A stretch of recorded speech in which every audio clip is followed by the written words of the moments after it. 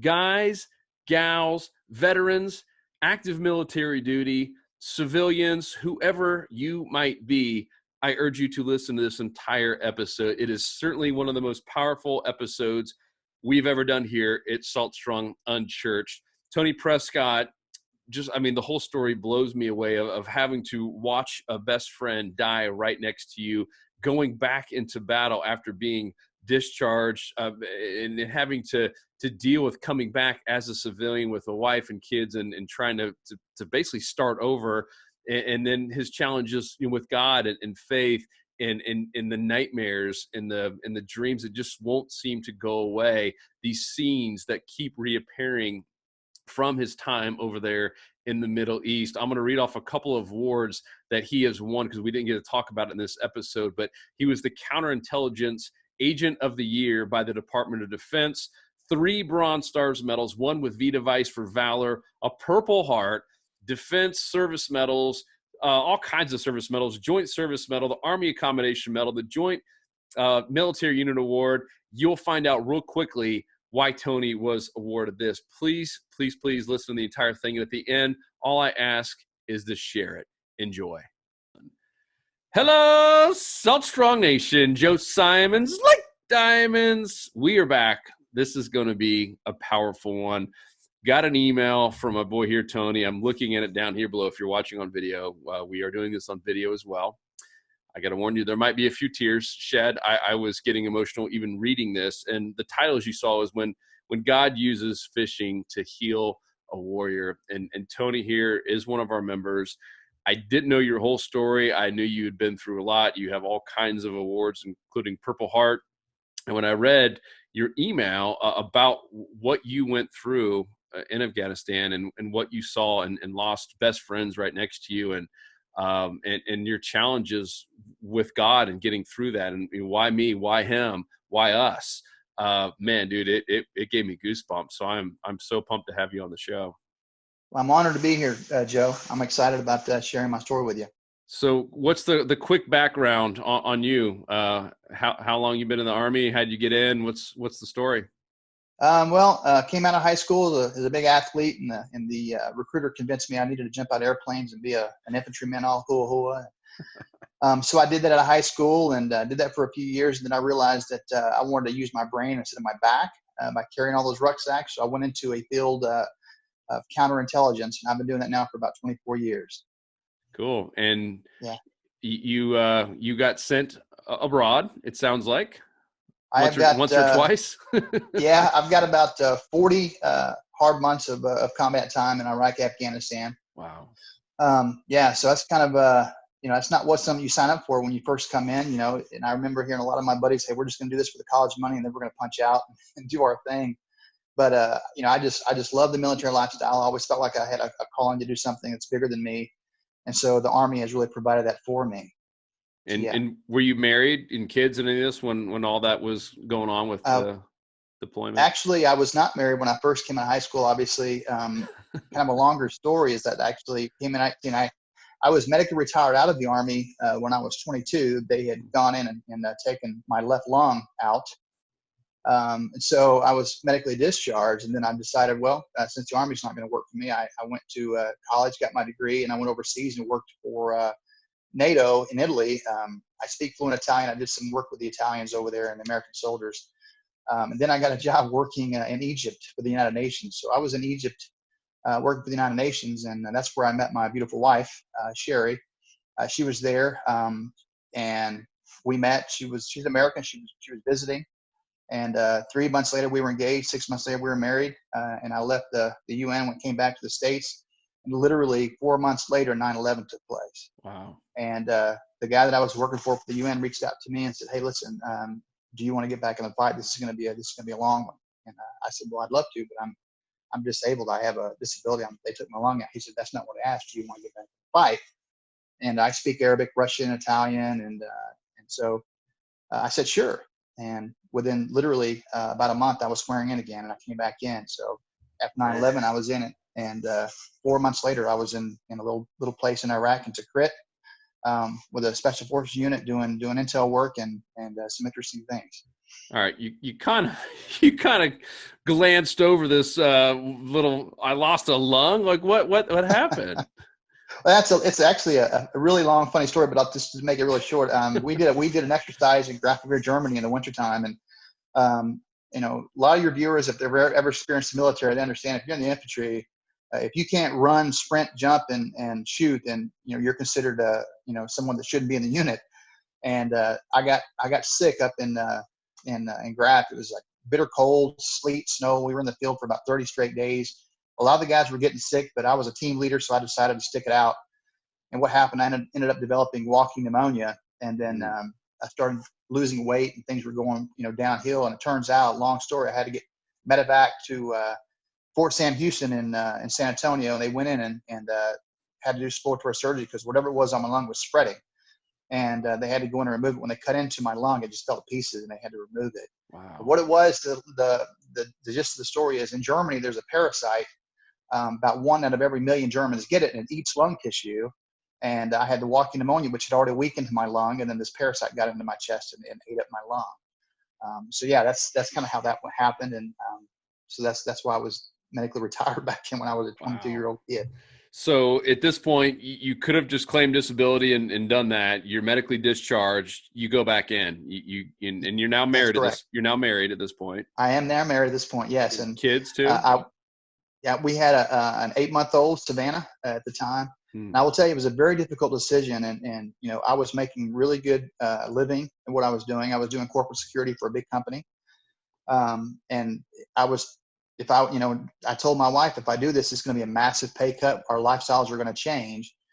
She wasn't real kosher with the idea. Her parents were certainly not kosher with the idea.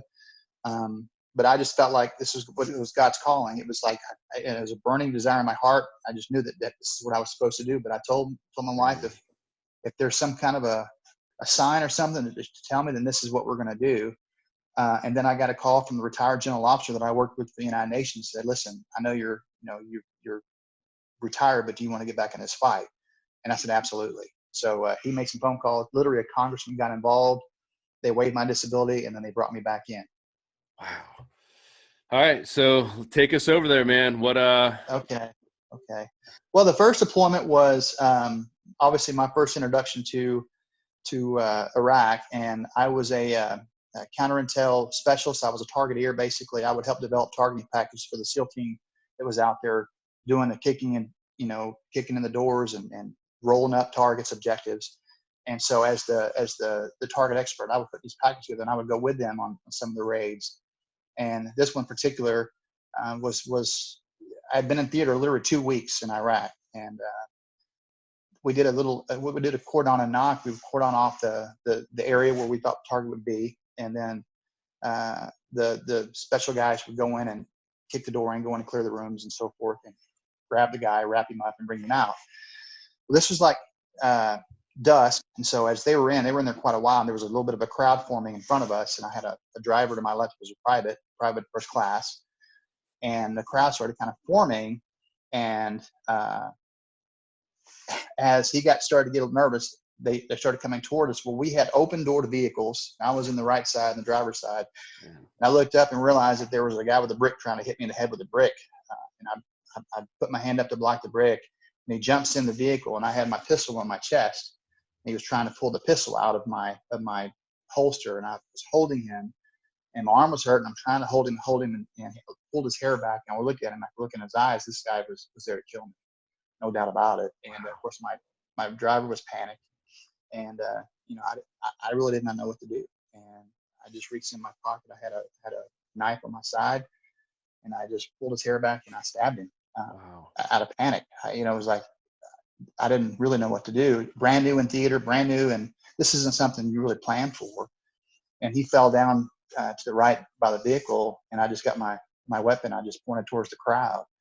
And literally about a minute and a half later, they come running out. And I'll never forget it. The SEAL came up and saw the guy laying there, blood all over me, blood all over him. And he looked at me and said, "Are you okay?"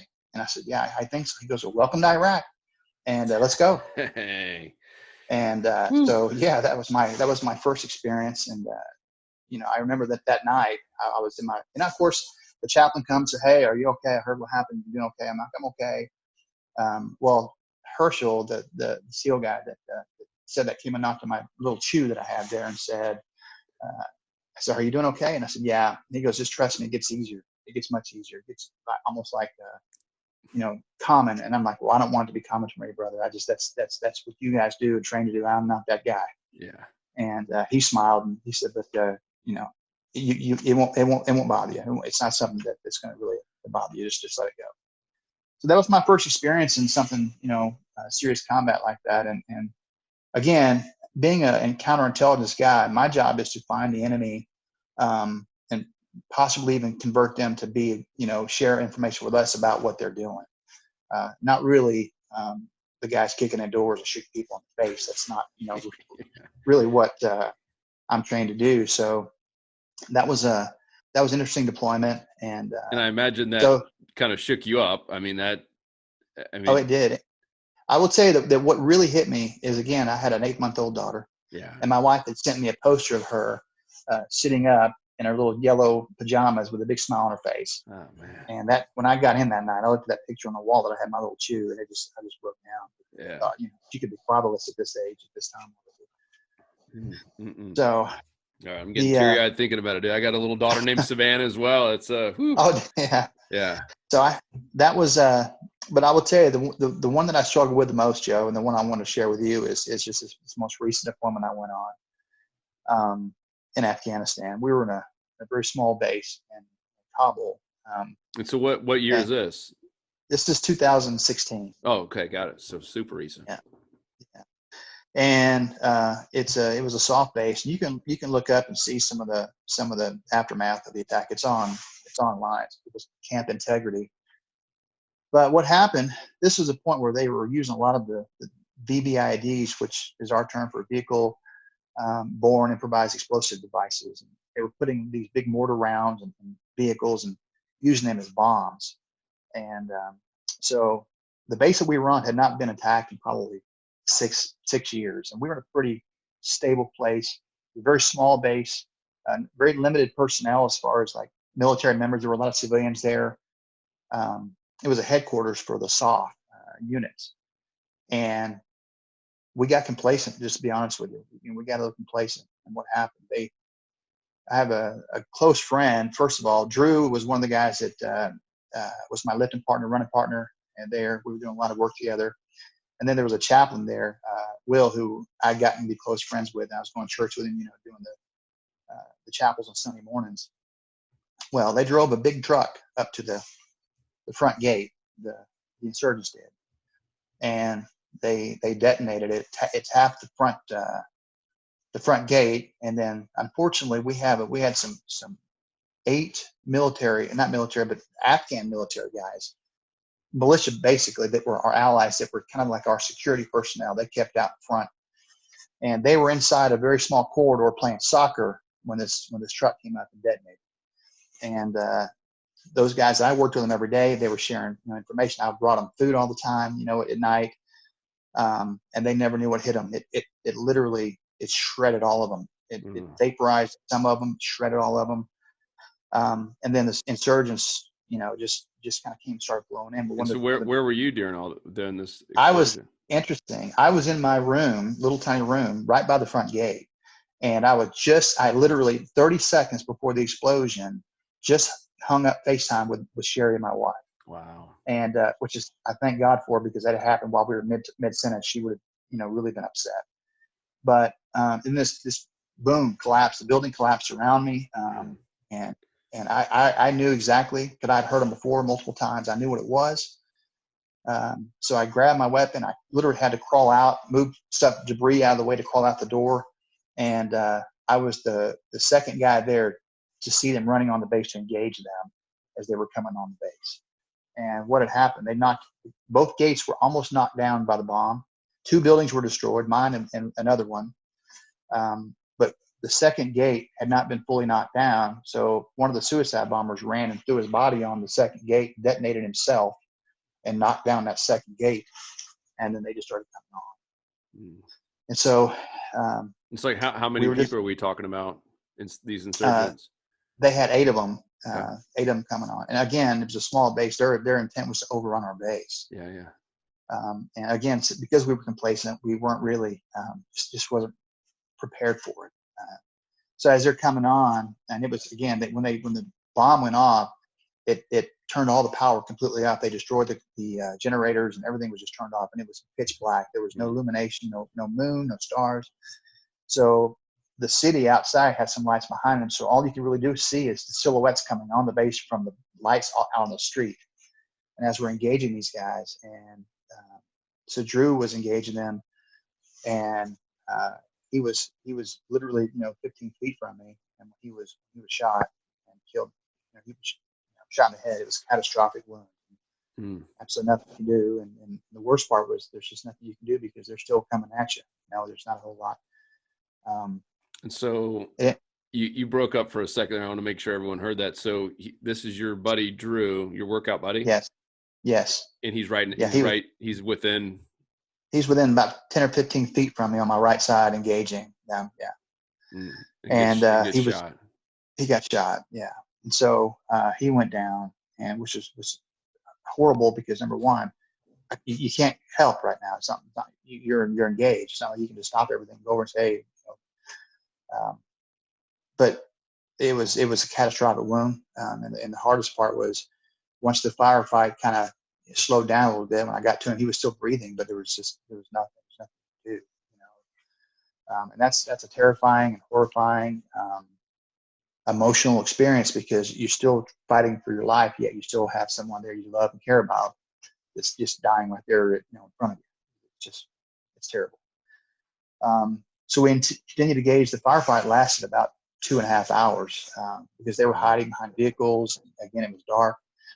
At one point, one of the surgeons ran towards us, and after he was engaged, he hit the ground, and he was probably, I would say, about 20 yards from me, and it was a suicide bomber. He had detonated when he hit the ground, and so it blew me back, burst both my eardrums, put shrapnel on my face and hands, and knocked me down. And I thought this could be it.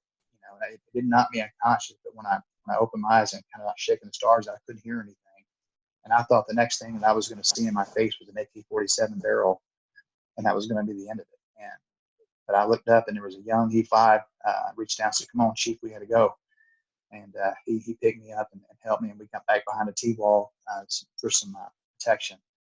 But if it wasn't for that kid, and I'd let him know today, I still talk with him, and I let him know that, hey, he probably saved my life by getting me up the way he did.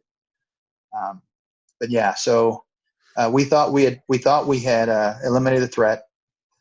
And one of my good friends who was there was the first sergeant there, George. George was literally clearing from one T-wall to another, and one of the insurgents had hidden himself underneath the vehicle along one of our walls there. We did not know he was there.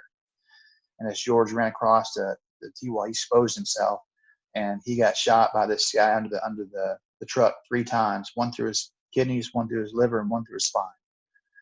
And then he went down, and we couldn't really determine where the shooter was, where the insurgent was. We knew he was in the vicinity of this vehicle. So we ended up getting a Stryker vehicle. We just drove around the base and put over there, and we just lit him up with a 50 caliber and just smoked the vehicle, smoked him, just making sure he was done. Wow. We put George on the medevac when he got him out of there. He died 3 times on the way to the medevac. But he ended up surviving. And wow. that's part of the story I'll share with you, but we'll finish up here what happened in Afghanistan. So after we thought the firefight was over, we had a gaping hole in our wall out there on the perimeter. And again, there wasn't a whole lot of us out there. So I ran upstairs and put my gear on, Kevlar, my OTV vest, because I was out there fighting in jeans, my Crocs, and a T-shirt. And this is what time at night? This is like 10:30 at night. Okay, yeah, it's pitch black. Yeah, and and it's just and I'll tell you what, I'll plug for Crocs. They're pretty good out there on the battlefield. But so this thing lasted, and it's around 3 o'clock in the morning. And I told my boss, the colonel, said, I got to go out there. We had a team of Marines that were collectors, collecting intelligence collectors, and we got to go out there and fill this gap. And they'd already worked on calling up a company of Rangers in Bagram to fly down there to give us support for extra security, but it was going to take a while to get them down. And so as I'm getting ready to leave, my boss says, "Hey, Chief, you need to go see the medics." And I said, "I don't have time, man. I've got to get out there. We've got a hole in the fence. They could be coming through again." And I said, "It's a direct order to go see the medics." And I said, "What's so?" Now, again, Joe, you have to think about this. It's 100% adrenaline.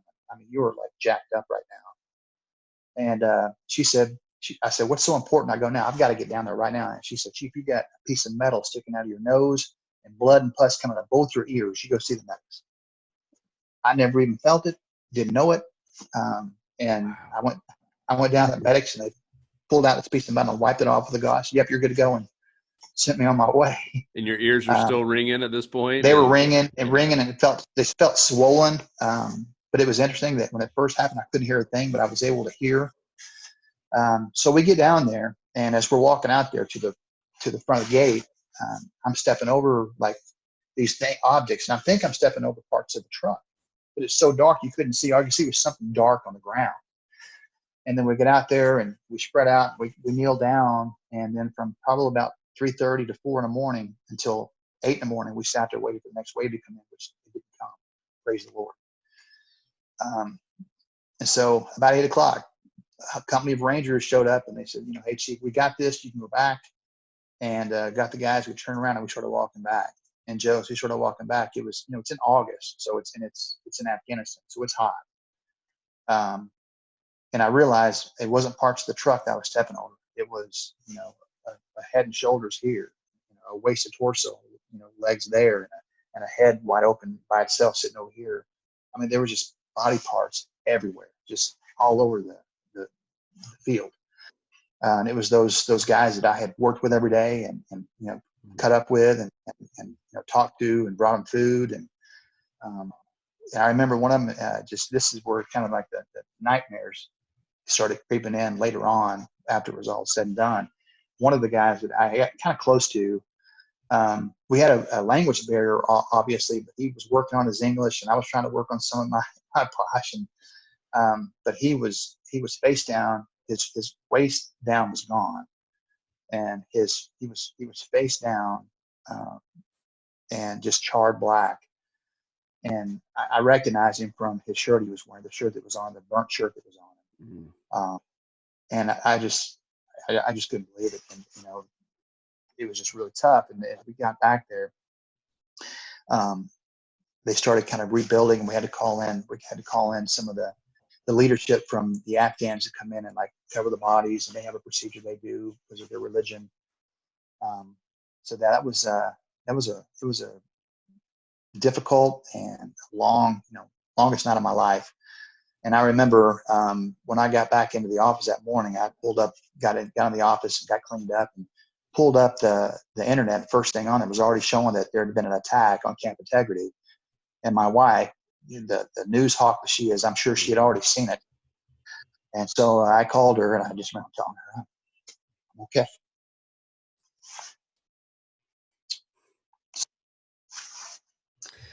Man, dude, you're making me tear up, dude.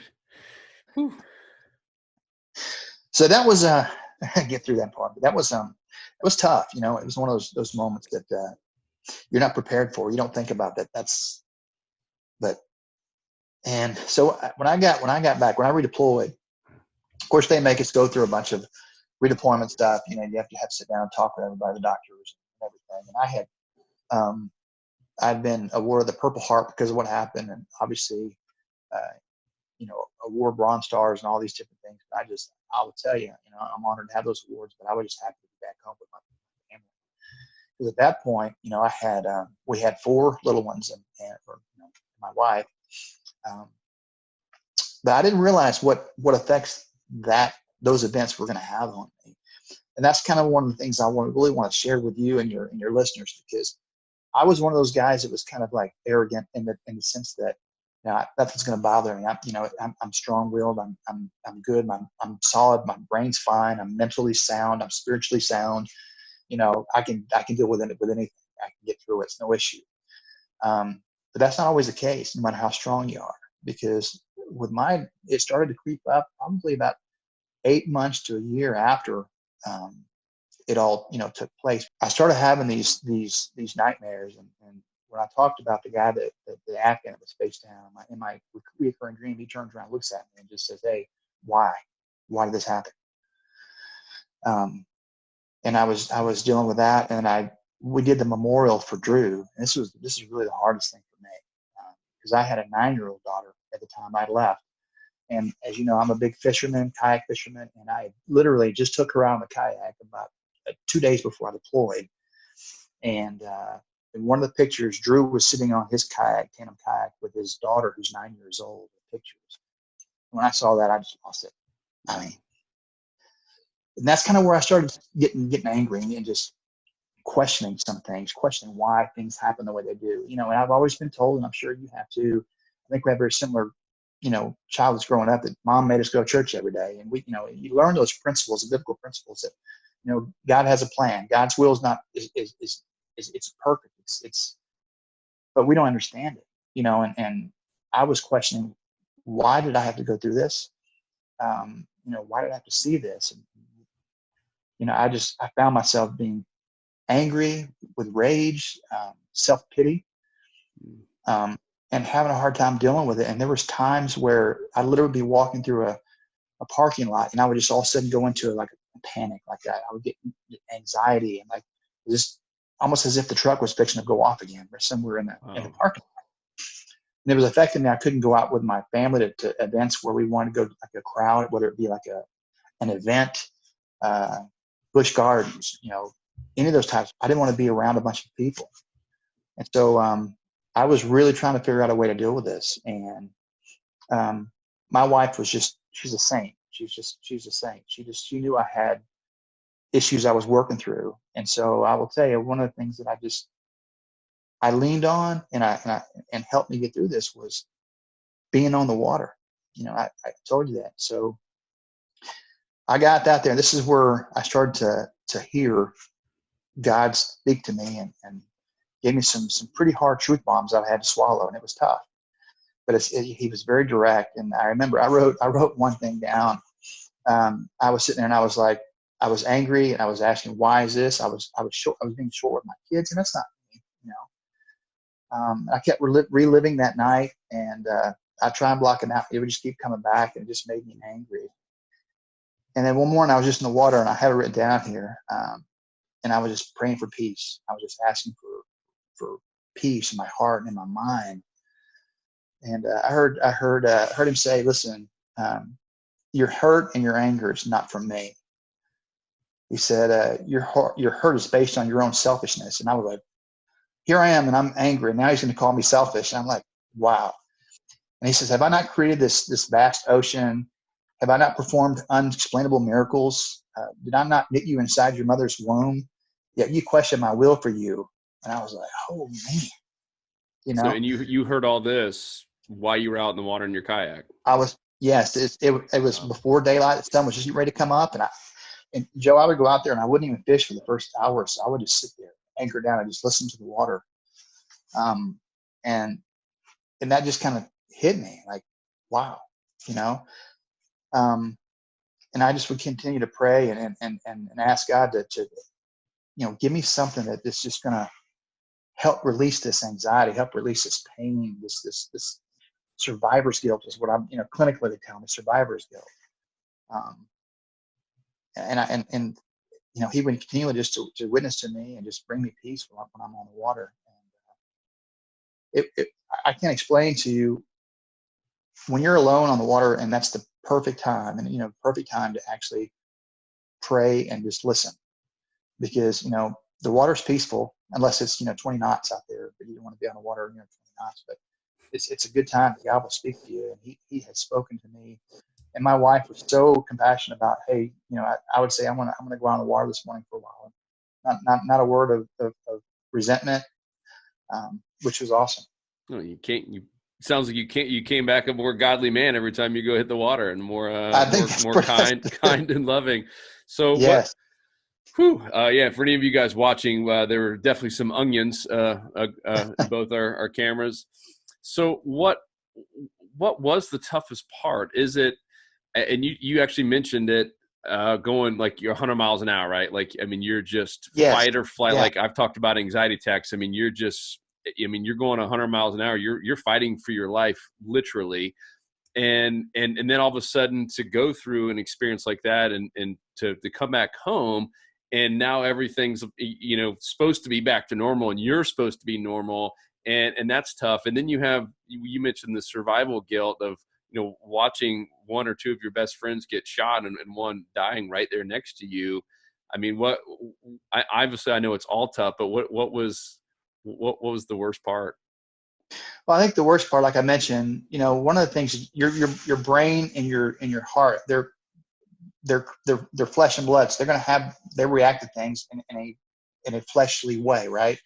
So like you mentioned, like I told you in that note, when you're in theater, there's 100% adrenaline all the time, because there's always a chance that someone's going to shoot you, or a mortar round's going to drop on top of you. There's always that 100% adrenaline. And I was sleeping at night, literally with one eye open, and my arm on my weapon, at night, waiting for the next boom to happen. Wow. And so your body, your mind is going 100 miles an hour down a highway. That's kind of the analogy that this chaplain friend gave me. And so when you land back in the States, when you get off that plane, your mind and your body is still going 100 miles an hour down that highway. Yet what we're supposed to do is completely turn it off overnight and wake up the next morning and you're back to normal life. Well, that's not how body works. That's not how physically we can just do that. And so we call it the reentry, the decompression. So it usually takes about 3 to 6 months for you to get back to normal. But for a situation like some of us go through, it doesn't happen that fast. It takes a long time. And the toughest part for me, like you said, was when I would close my eyes sometimes at night, I would just go back and see Drew, or I'd go back and see that moment that he was injured, and having to it was a process. And that was one of the things I had the most difficult with. And I think that's a lot of what most veterans suffer with and struggle with, is because they have these recurring memories or flashbacks of those situations they had almost no control over, and they can't change it. And so they take it down to a point of depression where they just feel like they can't recover. But I'm here to tell you right now, there is victory in Jesus, and there's absolutely no reason why someone that has suffered like that can recover, because they can, as long as they realize that they can't do it by themselves. So did you struggle with God? You kind of talked about it, that you were angry, and certainly just, it's tough for anyone to understand, right, why that would Sure. happen. Kind of talk about that journey. I know you'd shared Psalms 28:7 Yes. with Yeah. me in your email, that you kept hearing that in your mind. Talk about that whole journey, because Okay. I think that's something that a lot of, I mean, not just veterans, anyone who's gone through a tough time Sure. needs to hear. And I don't know that you'll ever get those scenes out of your head. You might, I don't know. But I mean, when you have God as your savior, and I'll let you kind of talk more about that. I know it can get better, and I've heard your parts of your story and your transformation and your journey, and I mean, it sounds like you're healing, which is awesome. I am. But I will tell you, and I think every Christian, and I'll be willing to bet my paycheck on it, I believe every Christian at one point in their life has questioned their faith. I think that's natural. Yeah. And that happened, and I remember having some very, very deep and serious discussions with my wife, who is a powerful woman of God and a direct line to God, I think, whenever she prays. Yeah. I was to the point where I was like, babe, I just don't know anymore, because if God is real, if he's really what's best for us, what he's looking out for us, if he loves us like we're being taught, and what we then why would he allow something like this to happen? Why would he allow the enemy, which is what we consider the enemy, to have a victory like that? Why would he allow that? Because you read in the Bible, I mean, everyone knows he's gone and destroyed nations on behalf of his people.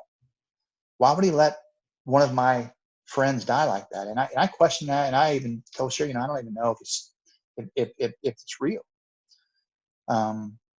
But then there were some things that reminded me that, for example, There were situations that night that happened. One thing I didn't share with you is when I got picked up by that sergeant and moved away from where I was laying down after the blast. So we have a system. We call it the blimp. Basically, it's a huge blimp type thing that's just way up above the base. And when the explosion took place, the camera zoomed around and it focused in, and it caught the entire battle on video. Okay, so I was able to go back and watch everything on video. Oh man! And when that young sergeant picked me up and moved me, Joe, I'm not exaggerating when I say 30 to 32 seconds later, a grenade had been launched from the enemy and landed right where I was laying and exploded on impact. Had I been staying there, I wouldn't be here talking to you today. So little things like that have happened. There were little miracles along the way that reminded me, and it was a process. Again, it was just, as I thought through things, I was reminded through through that little voice that you have of things that happened, that it wasn't something that I controlled. It was something that he was controlling. And one of those things that I talked about questioning your faith, I think we all have, but at the end of the day, that's where faith comes in. There's things that we're never going to be able to answer. There's things we're never going to be able to understand, because God's will is perfect, but his plan for us is his plan for us. And we won't know what it is until we actually get to heaven and say, hey, he can explain to us why he did certain things. And I'm sure there's going to be an answer. I have no doubt, but we certainly are not. It's beyond our comprehension to be able to understand that. Yeah. And it took some very serious prayer, a lot of conversations with my pastor, a lot of conversations with Sherry, to get through that. And again, if you just have that faith that, even though we have to go through these struggles, God put some of his most godly men through struggles to strengthen their faith. So, and Sherry reminded me of that as well. Look at what Joseph went through. I mean, he was sold by his own brothers and, charged, accused of assaulting, a woman and put in jail, and he still kept his faith. And then God made the most powerful man in Egypt. She makes that example all the time when I start questioning things. So, but God does, I think God does put us through things to stretch us, to realize that he is in control, and maybe even to break us down so we come back to him in a stronger and more powerful way. Yeah, and I feel like he's calling you to continue to share the story. I'm super grateful that you reached out to me to do this. As you probably saw, I mean, I was tearing up just thinking through that civilian part of it. When you start thinking about a spouse and kids and the loved ones, and you got guys like you, I mean, risking it all for our freedom. So, man, thank you so much. And I would encourage you to keep telling the story. I mean, it can almost be, a book that, that's really just your overall journey. And I want to talk a little bit too more about just the water, because we've had a few other podcasts, not like this, but talking about, vets in general and just the power of water and the healing process. Talk a little bit more about that. I thought it was really cool. You mentioned sometimes the first hour you're just taking it all in, and are you praying, meditating? Well, what do you? I am. Yeah. I'll have things, and it's funny because I'll have things like that I want to cover in my prayer time when I go out there. Yeah. And whether it be for just praying for each one individual of my kids individually, of having God's will, and that they're out there shining God's light and understanding, and just pray for my wife, because with her homeschooling everyone and busy with, she's always busy. But for me, it was just going out there and anchoring down and just watching the sun come up and realizing, man, this is just God's paintbrush creating another beautiful day here in Florida. And just meditating and praying and listening, focusing on, just the environment. And what's amazing is the water wakes up too. It's amazing that as the sun's coming up, you start hearing the activity of the waters, the mullet start jumping, and the fish are moving. And that was absolute therapy for me. It was peaceful. It was calm, and it allowed me to be out there by myself with nobody around but me and the water and God. And I did that literally. Joe, I would go out there in the morning before daylight, and I would come home way after dark.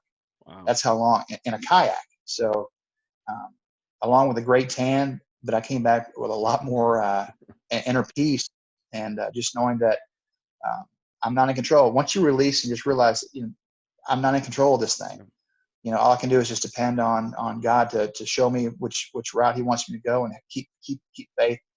But as I fish, I'm telling you, throwing out there and catching a fish, just watching that top water blow up, it's exciting, and it's a thrill, and it's also just, I'm sure most fishermen understand this. It is a peace and a fun. It's therapeutic no matter what you're going through. Yeah. And that's kind of, it really helped me get through that. Yeah, I found that those sunsets and sunrise as well. I mean, there's just something magical about that, and to be Without a grateful doubt. for another day in the morning, or finishing up another amazing day. I had one recently, the end of Davis Island. I went out there to go catch fish, and I saw this just breathtaking sunrise, and I just stopped and sat down on the rocks out there. Didn't even wet a line for a solid 30 minutes. Amen. And it was just, man, it was awesome. So soak it in. That's the best. So what next for you, man? Are you I assume you're done getting deployed over there, or what? Well, that's we'll see. I mean, as long as I'm wearing this uniform, there's always that opportunity they could tag me to have to go and do that. Yep. Not that I'm really excited about going and doing that, but if that's what they tell me to do, that's what I do, right? But I will share with you, and not a whole lot of people know about this, but all your viewers will know this now. I plan on retiring. I'm going to drop my retirement probably around the August timeframe. Cool. So I'll have about 24 years of doing this, and I think it's about time to switch sides and see what the civilian sector has for me. Cool, brother. Well, I'm proud of you. God bless you, and thank you for the service, and everyone who has served out there. I know we're going to have a lot of veterans and active military listening to this, so just thank you all. Man, the courage that all of you have to show, and man, your story, jeepers, that was crazy. Like I said, I got goosebumps and teared up just thinking of that. So thank you so much. Well, thank you, Joe, for having me. I appreciate it. Yeah, what an amazing story. And so, depending on where you're listening or watching, we'll put a whole show notes, and I'll put a couple of quotes with your permission from the email, and some of the biblical quotes and stuff that have helped you out personally. And Absolutely. I'll put those at saltstrong.com/unchurched. So that's saltstrong.com/unchurched. Check them out all there. Tony, thank you so much, my friend. I hope to see you out on the water really, really soon. Absolutely. Thank you, brother. Thanks, Joe. Take care, buddy.